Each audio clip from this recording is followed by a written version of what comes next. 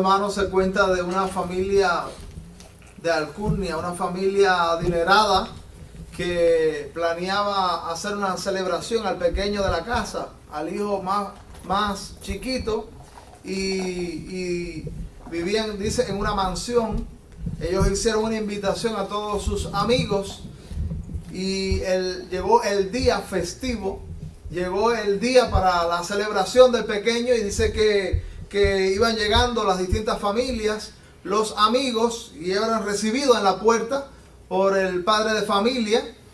Dice que los recibía, los saludaba y los llevaba a un cuarto, a una habitación donde podían quedarse aquel día. Y entonces, mientras iban y dejaban sus paquetes allí, conversaban. Dice que continuaron llegando familias y fueron poniéndolas en cada alcoba según correspondía.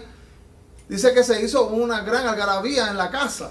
Todos conversaban, se saludaban, aprovechaban para tocar diferentes tópicos que por tiempo no habían podido tocar. Pero mientras conversaban y compartían, fue acercándose la hora en la que estaba planificado empezar la celebración para el pequeño.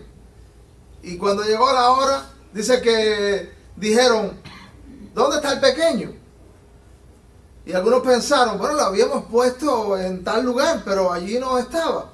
Y entonces, ¿dónde está el pequeño? Y dice que eso desató otra algarabía, pero del susto que había porque no encontraban al pequeño, que era el motivo del encuentro, el motivo de la celebración. Y finalmente, después de buscar por largo rato, toda la familia, las visitas también se sumaron a la búsqueda del bebé. Y entonces lo encontraron en uno de las alcobas, en uno de los cuartos, que uno de los visitantes se había quitado su gran abrigo, lo había tirado encima de la cama y no se había dado cuenta que allí estaba el bebé. El bebé estaba debajo del abrigo y lo había escondido. El bebé había quedado dormido con el abrigo encima. Habían escondido el motivo de la celebración. Quizás muchos no se dieron cuenta. Quizás muchos no se percataron que lo más importante, lo que debía de tener toda la atención en aquel día, lo que debía de cautivar todas las miradas aquel día, estaba escondido y estaba sin tener la atención de tantas familias que habían venido por aquel motivo. ¿Sabes que esto es lo que pasa en Navidad? Navidad quiere decir nacimiento. Y específicamente el nacimiento de Jesucristo, el Salvador del mundo. Muchos, como aconteció en el pasado en esta familia, hoy también esconden al niño Jesús. Esconden el motivo de la Navidad. Lo esconden bajo tantos propósitos, bajo tantos festejos, bajo tantos regalos, que el niño Jesús queda sepultado. Nosotros podemos encontrar y revisar en las calles y mirar las casas, y hay muchos adornos que no tienen que ver con Navidad. También hay muchas reuniones que no tienen que ver con Navidad. Hay muchos viajes que no tienen que ver con Navidad. Eso quiere decir que el propósito de la Navidad está siendo también escondido en nuestros días. Este es el cumpleaños de Jesús. Sabemos que no es esta fecha del año en la que nació Jesús, pero no importa que hayamos tomado la iniciativa como cristianos para celebrar la Navidad. Yo creo que el Señor lo recibe con olor fragante. No hay un mandato bíblico de que celebremos el nacimiento de Cristo. Tampoco hay una orden bíblica que no lo hagamos. Hay muchas cosas que el Señor nos ha dado la libertad para hacerlo. Y cuando no sea contrario a la Escritura, podemos hacerlo. Así que espontáneamente decimos: queremos celebrar la Navidad. Y sin importar también los orígenes, la historia y los detalles que muchos se empeñan en buscar, yo pienso que si Cristo es exaltado, que si Cristo es anunciado, que si el Señor es manifestado al mundo, No importa la razón que haya sido la que promovió la celebración. Yo digo, gloria a Dios, porque hay un tiempo en el que el mundo cristiano exalta que Cristo nació y le vuelve a decir al mundo que un Salvador vino a este mundo. Entonces yo quisiera que abriéramos nuestra Biblia en el Evangelio de Mateo, este pasaje navideño, Evangelio de Mateo capítulo 1 del versículo 18 en adelante, para leer esta escritura del nacimiento de Jesucristo. Y yo quiero hablarles en esta oportunidad, en una manera muy sencilla, de los nombres del Salvador. De algunos de los nombres del Salvador que están expresados en estos pasajes. Dice Mateo, primer Evangelio, capítulo 1, versículo 18 en adelante: el nacimiento de Jesucristo fue así. Estando desposada María su madre con José, antes que se juntasen, se halló que había concebido del Espíritu Santo. José, su marido, como era justo y no quería infamarla, quiso dejarla secretamente. Y pensando él en esto, he aquí un ángel del Señor le apareció en sueños y le dijo: José, hijo de David, no temas recibir a María tu mujer, porque lo que en ella es engendrado del Espíritu Santo es. Y dará a luz un hijo y llamará su nombre Jesús, porque él salvará a su pueblo de sus pecados. Todo esto aconteció para que se cumpliera lo dicho por el Señor por medio del profeta, cuando dijo: he aquí, una virgen concebirá y dará a luz un hijo y llamará su nombre Emmanuel, que traducido es Dios con nosotros. Y despertando José del sueño, hizo como el ángel del Señor le había mandado y recibió a su mujer, pero no la conoció hasta que dio a luz a su hijo primogénito y le puso por nombre Jesús. Señor, muchas gracias porque podemos celebrar al Salvador del mundo. Podemos, Señor, celebrar este cumpleaños, que el Salvador del mundo sigue vigente, sigue vivo por los siglos de los siglos, para ser intercesor, para ser salvador, para ser sacerdote, para bendecirnos, para rescatarnos. Señor, rogamos que mientras pensamos en las Sagradas Escrituras, tú puedas, Señor, trabajar en nuestras mentes, en nuestros corazones, quitando todo impedimento que provoca que tu palabra no sea recepcionada, no sea asimilada. Pedimos, Señor, que te muevas en este lugar. Más allá de lo que nos percatamos, estés obrando. Toda aquella persona que llegó con luchas, que llegó con sus dificultades de tal manera que siente que el mensaje tuyo puede ser bloqueado, tú, Señor, te encargues de removerlo. Pedimos, Señor, que sana a los enfermos y reprenda a los demonios. En el nombre de Jesús. Amén. Dije que los nombres de nuestro Señor, algunos de los nombres de nuestro Señor y Salvador. No sé cuántos recordarán que en algunos momentos nos hemos referido a los nombres, de manera muy especial a los nombres que han tenido algunos hombres relevantes en las Sagradas Escrituras. Y habíamos aprendido que para el mundo judaico un nombre es algo muy importante.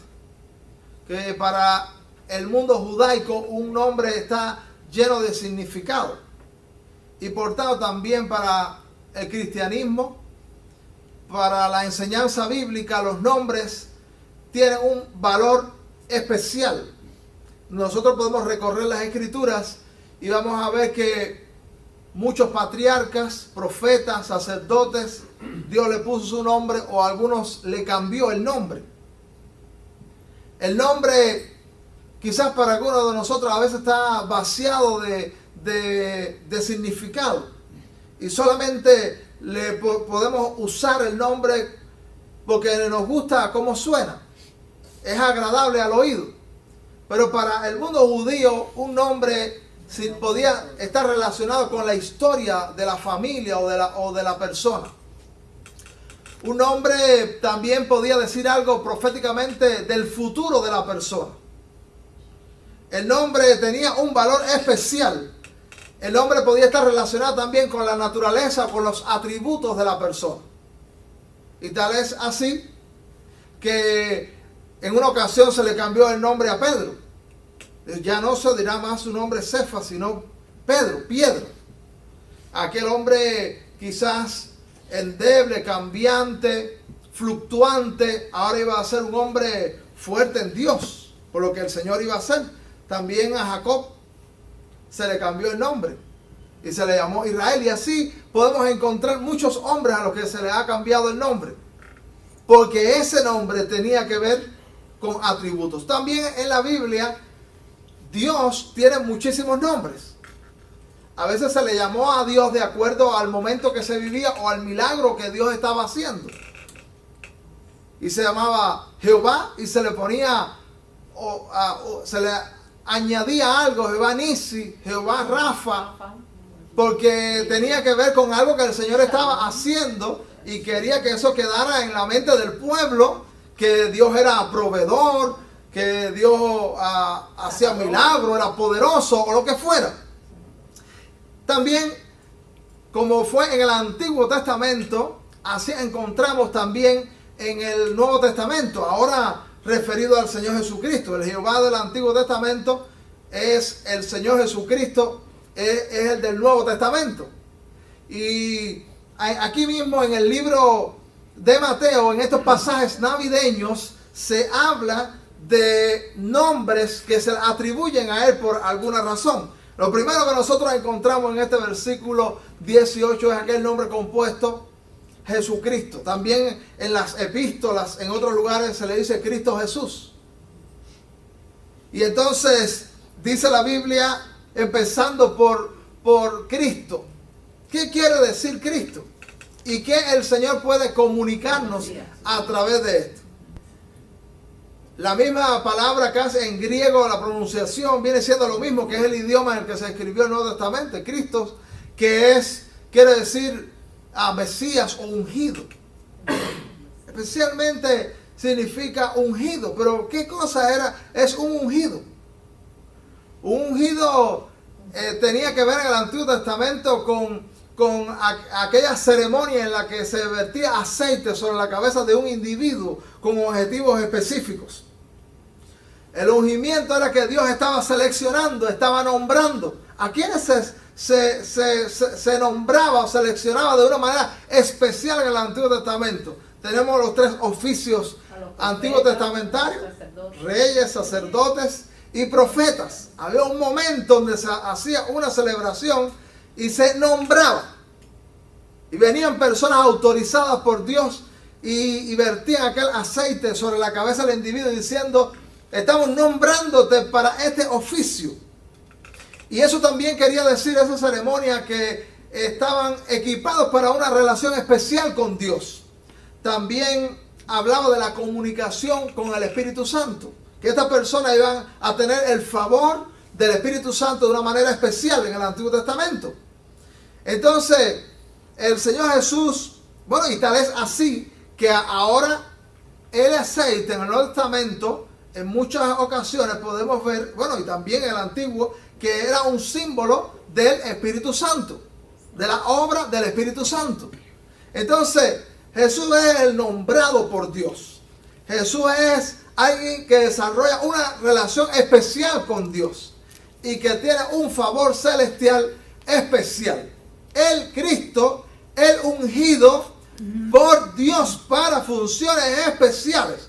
La obra del Espíritu Santo le favoreció, vino sobre él en una manera especial, capacitándolo para la obra mesiánica que él iba a desarrollar. En el Antiguo Testamento se hablaba del que había de venir, que era por mandato, por orden divina. Y ese que había de venir, cuando aparece en el Nuevo Testamento, muchos no le reconocieron como ese ungido, como ese Mesías tan profetizado. Es importante que nosotros interpretemos la Biblia bien. Es muy importante. ¿Sabe que en nuestros días entender bien las Escrituras no es tomado con seriedad? ¿Usted está de acuerdo conmigo? Yo creo que en nuestros días la gente no le interesa el verdadero significado de las Escrituras. Dice la Biblia que no sufrirían la sana doctrina. Llegados tiempos finales, no sufrirían la sana doctrina. Pero tú sabes qué pasó por los judíos no entender el verdadero significado del Antiguo Testamento, que no interpretaron cuando llegó su ungido, cuando llegó su Mesías. El Señor nos enseña que nosotros debemos ocuparnos, porque ¿dónde podemos saber las características, los atributos, el valor de este ungido? De manera muy especial, la Sagrada Escritura, la palabra de Dios. Allí usted puede encontrar todo lo que significa, todo el valor, toda la riqueza que significa que su Salvador es el Cristo, el ungido de Dios. Y la Biblia también dice más adelante, usted puede acompañarme viendo su Biblia en el versículo 21, volvemos a leer ahí, dice, y dará a luz un hijo, y llamarás su nombre Jesús. Ese es el segundo aspecto de ese nombre compuesto, Jesucristo. Jesús. Leía de alguien que dijo, me llama la atención que la orden es, y llamarás su nombre Jesús, como diciendo, el nombramiento fue en la eternidad. El nombramiento ya fue hecho, el nombre ya fue puesto. Ahora encárgate de llamarlo, como ya se dijo que se iba a llamar. Porque se dice, y llamará su nombre Jesús. Y en este versículo 21, ¿sabe que de manera muy especial se da el significado de lo que es Jesús? Algunos de ustedes, yo sé que saben qué significa Jesús. ¿Qué significa Jesús? Salvador. Salvador. Hay raíces en el hebreo que también en el Antiguo Testamento hubo gente que se llamó Jesús porque fue usado para obra salvadora. El nombre Jesús puede encontrar sus raíces también en Josué, en el hebreo del Antiguo Testamento, porque fueron usados por Dios, instrumentos para obra salvadora. ¿Cuántos Jesús usted conoce? Yo conozco muchos Jesús. En estos días hablé con alguien y yo estaba expresándole la importancia de buscar a Dios, de relacionarse con Dios. Y entonces me dijo, yo estoy en relación con Dios. Y está en una relación con, esta persona está en una religión. Y dice, yo me estoy relacionando con Dios porque Dios está en todo. Dios es todo. Y algunas ideas panteístas quizás, que Dios es todo. Y yo también me lo invoco y digo Dios. Y también hablo con Él y digo Dios. Entonces yo le dije, hay muchos Orlando, porque el nombre Orlando es un nombre común. Para cómo tengo una ciudad aquí que es mía y no me había enterado. Orlando. Y yo le dije, ahora usted puede encontrar cualquier Orlando por ahí por la calle y usted le va a decir, pastor. No, ¿verdad? Porque aunque se llama Orlando, no es este Orlando.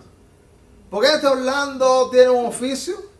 Este Orlando tiene ciertos atributos, tiene cierto carácter. Entonces, de vocalizar un nombre no te identifica necesariamente con la persona. Entonces yo le digo, aunque muchos se llamen dioses, yo tendría que preguntar, ese Dios fue el que mandó a Jesucristo que murió y resucitó. Ese es el que es amor. Ese es el que tiene la intención explícita de salvar al hombre del pecado. Dice, no, el mío no. Entonces ese no es el Dios mío. Ese no es el Dios creador del cielo y la tierra. Porque aunque se pueda llamar, se pueda vocalizar igual, el de la Biblia, el del mundo evangélico, el que dice que creó el cielo y la tierra, nada tiene que ver con él. Porque a veces no se trata de invocar nombres, sino de invocar el nombre entendiendo la persona que está detrás de ese nombre. Porque a cualquier Jesús que anda por ahí por la calle, usted no le va a decir, Jesús, perdona mis pecados. Es más, algunos de esos Jesús dirán, esto está loco. Tampoco a alguno de esos Jesús usted le va a cantar y lo va a adorar, porque usted sabe que ellos no son dignos de adoración. Este Jesús es Salvador del mundo. Y Salvador, dice este versículo, fíjense cómo dice, vamos a leer hasta el versículo 21 de nuevo, mira cómo dice, y dará a luz un hijo, y llamará su nombre Jesús. Mira, lee conmigo, porque él salvará a su pueblo en sus pecados. ¿Leyeron la Biblia conmigo? Sí, amén. ¿Dice que él salvará a su pueblo en sus pecados? Sí. No, dice que salva de los pecados, no en sus pecados. De sus pecados. Porque el primer aspecto de la salvación que el Señor opera en nuestra alma es salvarnos del mal. Por eso se espera de que quien está en relación con Jesús y dice soy salvo, no continúa en la vida vieja que antes tuvo. Amén. Una vez, aquí mismo, no cuántos recordarán, estaba explicando el principal significado de la salvación. Y muchos dicen, es una cuestión de no ir al infierno y tener asegurado el cielo. También es una situación de perdón. Y eso es verdad. Salvación quiere decir que la persona no irá al infierno eternamente. Eso es verdad. Y también es verdad que en Jesús hay suficiente perdón. Gloria a Dios por eso. Amén. En esta hora hay perdón para ti y para mí. Amén. Pero la salvación, en primer lugar, es salvación del pecado. Y por eso el distintivo del Evangelio y la obra salvadora, en primer lugar, quiere decir que Él obra una transformación en el creyente. Usted puede verlo en todo el Nuevo Testamento. Revise la Escritura cuando en muchos lugares habla de la salvación. Va a estar hablando del abandono de la vieja vida, va a estar hablando de siendo liberado de la corrupción del pecado, va a estar hablando de que usted tiene una nueva vida. Eso significa que esa salvación es, en primer lugar, que el Señor nos libera de todo ese mal que te destruye tu vida, destruye tu familia, destruye tu futuro, y Jesús es Salvador. Gloria a Dios por eso. Solamente voy a añadir a este aspecto de Jesús como el Salvador del mundo, no solo como el ungido, sino el Salvador. Un versículo que está en la primera epístola del apóstol Pedro, sin desmarcar allí el Evangelio de Mateo. Mire cómo dice primera epístola del apóstol Pedro, capítulo 1, versículo 18. Primera epístola del apóstol Pedro, capítulo 1, versículo 18. Fíjese como dice el apóstol Pedro, inspirado por el Espíritu Santo para los cristianos. Le dice, sabiendo que fuisteis, ¿qué cosa? Rescatados de vuestra vana manera de vivir, la cual recibisteis de vuestros padres, no con cosas corruptibles, como oro o plata. O sea, ¿con qué fuimos rescatados? ¿Qué es aquello tan poderoso? Porque, óigame, para sacar al mundo del pecado, tiene que ser algo muy poderoso. Ningún sociólogo, ningún filósofo, ningún politólogo, nadie en este mundo puede sacar al mundo del gran mal en el que está sumido. Pero dice este versículo 19, sino con la sangre preciosa de Cristo, como de un cordero sin mancha y sin contaminación. Amén. Si tú dices, ay, yo me doy cuenta que aunque soy cristiano, yo necesito todavía avanzar en la salvación. Yo necesito todavía avanzar porque aunque soy salvo en el sentido de que ya soy hijo de Dios, santificarse es avanzar en eso. Y eso quiere decir seguir siendo salvo también. Por eso la Biblia habla en términos presentes de la salvación y habla en términos futuros. Y entonces cuando estoy avanzando con Dios, cuando estoy avanzando con el Señor y el Señor está arrancando, quitando todo el mal que hay en mi vida, yo estoy avanzando en el camino de la salvación. Amén. Y esto es una buena noticia en esta Navidad, que Jesús, el que nació en Belén, es tan poderoso que puede arrancar aquello que te daña, aquello que te destruye. Hay muchas cosas que yo he visto en mi vida por años que digo, ay Señor, esto está tan arraigado que no lo puedo quitar de mí. Y a lo mejor hay algunas cosas y dice, yo quisiera que esto que está en mi vida se fuera y no estuviese más, porque daña mis hijos o daña mis amistades o daña las diferentes relaciones que yo puedo tener. Bueno, una buena noticia es que no eres tú quien te salvas a ti mismo, es Jesús que dice que salva de nuestros pecados. Y aunque hay grandes disfrutes todavía del paquete de la salvación que no se han materializado en tu vida y en mi vida, hay algunas cosas muy importantes que tú y yo podemos comenzar a vivir de esa salvación. Y es que el Señor quita aquellos asuntos que Dios te va iluminando de que no conviene de que estén en tu vida porque no agradan a Dios y no te convienen a ti. Así que Jesús es Salvador y del pecado de manera primordial. Y dice la Biblia también en el versículo 22, todo esto aconteció para que se cumpliese lo dicho por el Señor por medio del profeta cuando dijo. Así que aquí encontramos un nombre común, pero aquí aplicado al Señor y que de manera suprema Él es el verdadero Señor. Dice, lo dicho por el Señor. ¿Quién te cree que hablaba en el Antiguo Testamento? Jesús también. ¿Quién tú te crees que es el Señor del Antiguo Testamento? El Señor del Nuevo Testamento. En muchas ocasiones se relaciona a Jesús predicando en el Antiguo Testamento, hablando a través del Espíritu Santo o hablando a través de los profetas. La palabra, el idioma original para el Señor es Kyrios. El Señor es el Kyrios. La palabra Señor en griego original es Kyrios. Señor. Y bueno, usted puede encontrar cualquier persona en la calle y le dice, Señor, ¿puede ayudarme? Señor, por favor, atiéndame, Señor, esto y Señor, lo otro. Pero para la mente judía decir Señor no quizás tiene la misma implicación que para algunos de nosotros. Señor es un cualquiera. Basta que a lo mejor sea masculino para decirle Señor. Pero para la mente judía decir Señor significa alguien con autoridad. Significa alguien poderoso. Significa también un dueño. Entonces Jesús es el Señor.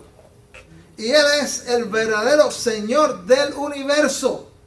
Él es Señor. Y Él habló en el Antiguo Testamento en muchas ocasiones manifestando su autoridad.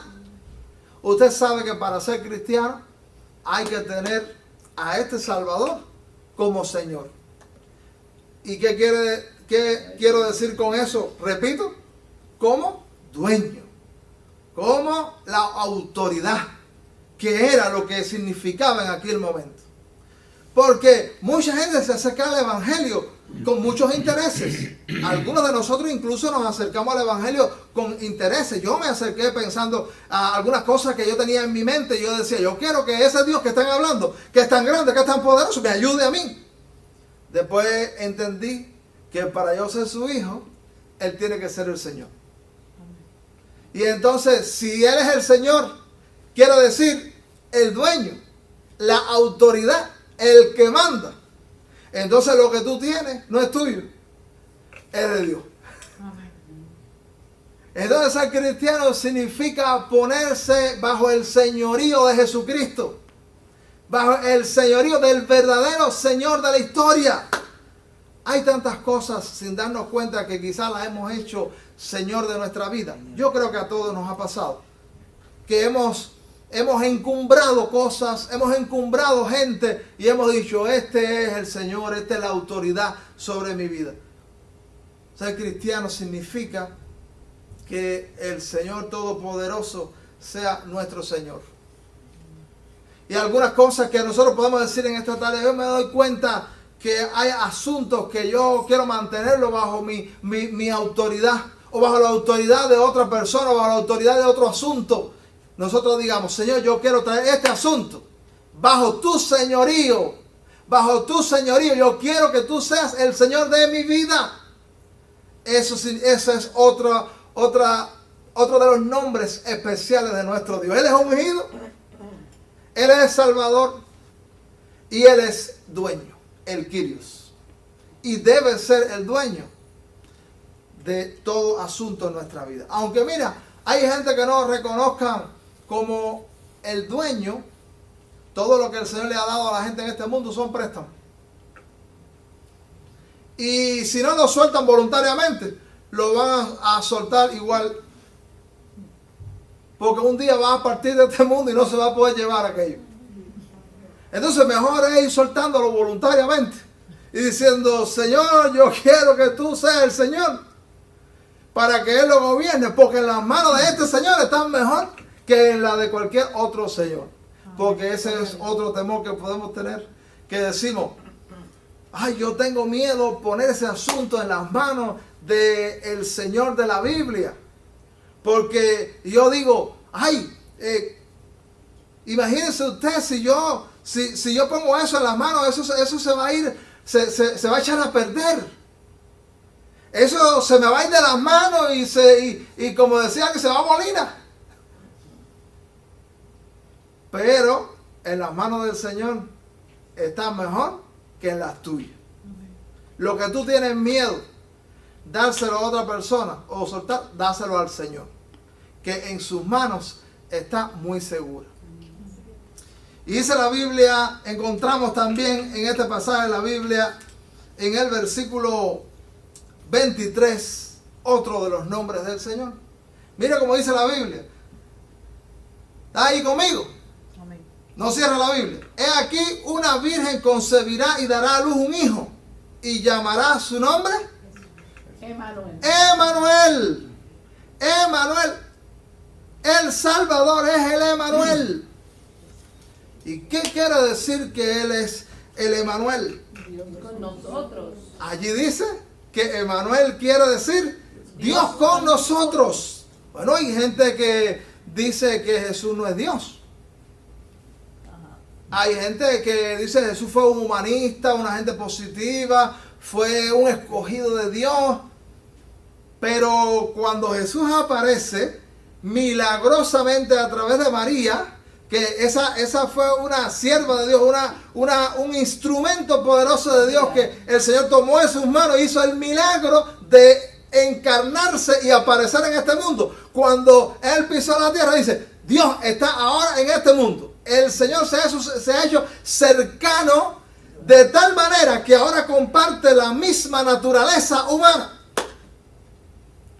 Fíjese que cercanía, que ahora comparte lo que somos nosotros. Hay gente que pensaron que Dios es lejano, pero el Salvador del mundo es el Emmanuel, es el Dios con nosotros. Dios es un ser cercano.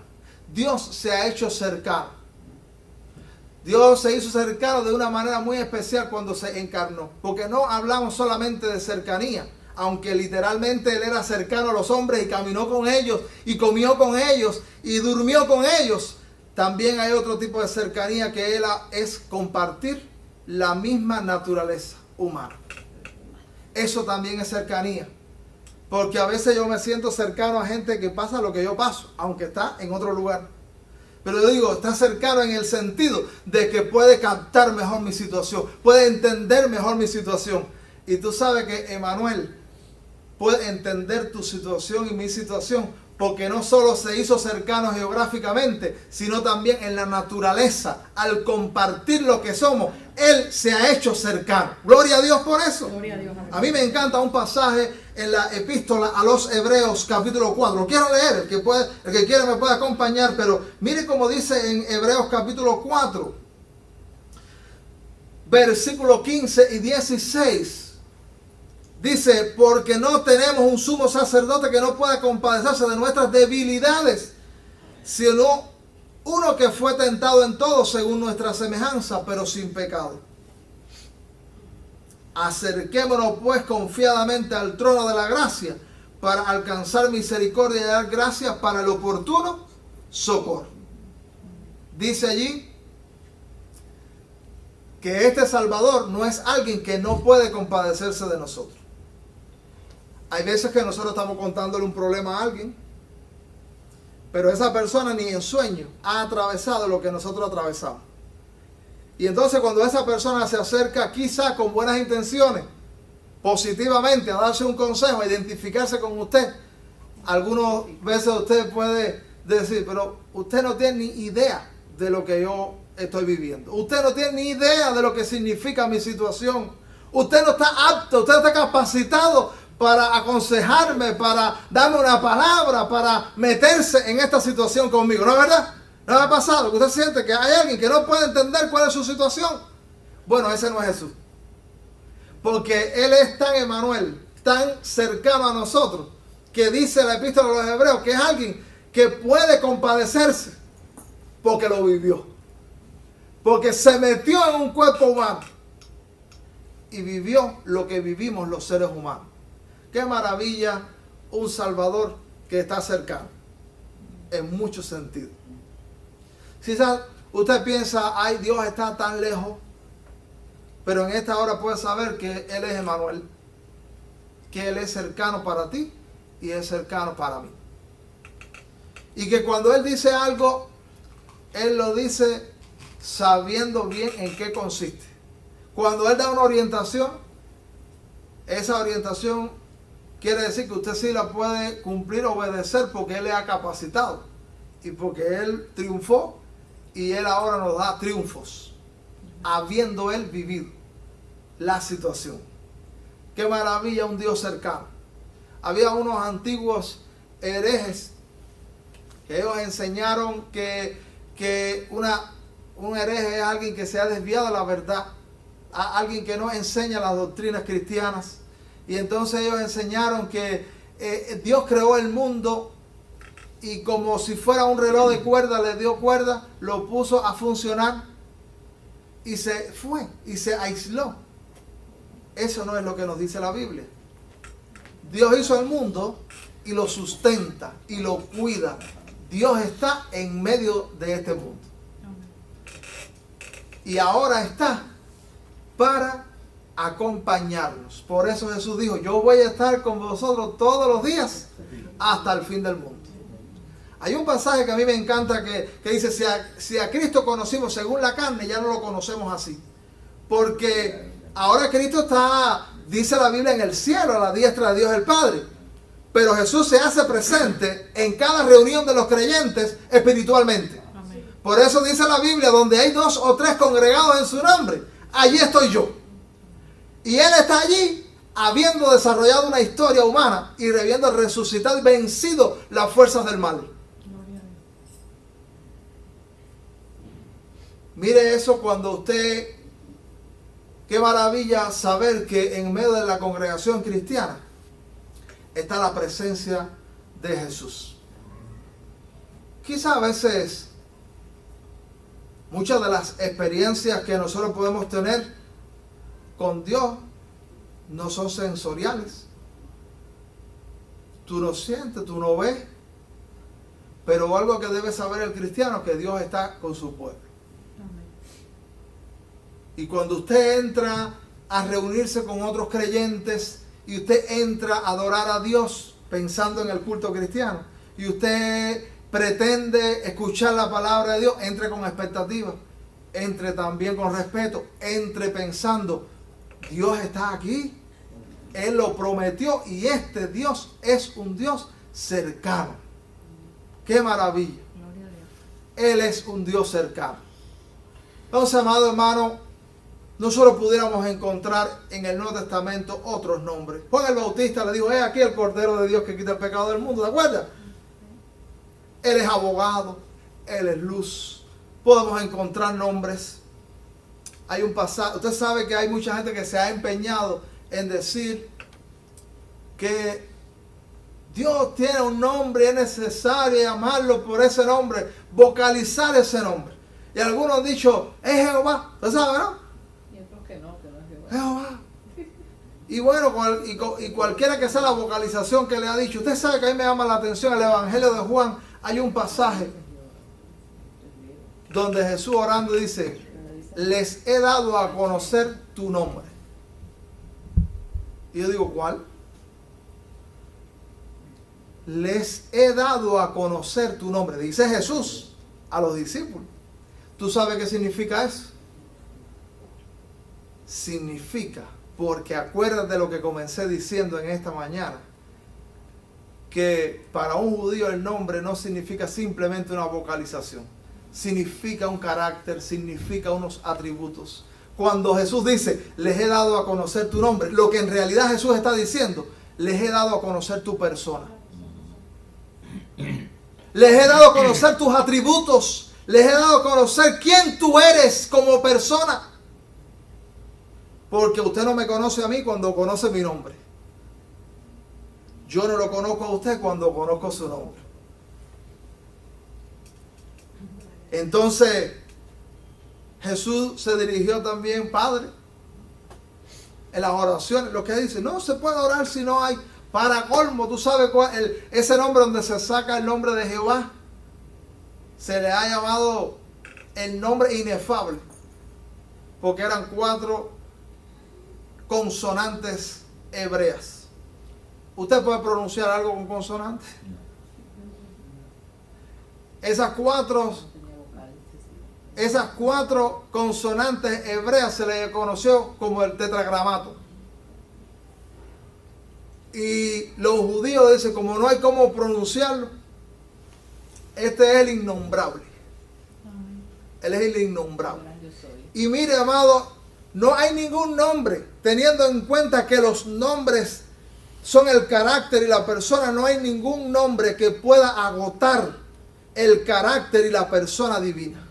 Por eso tiene que tener necesariamente muchos nombres para que de alguna manera la gente se acerque a la grandiosa persona del ser divino, el Salvador del mundo.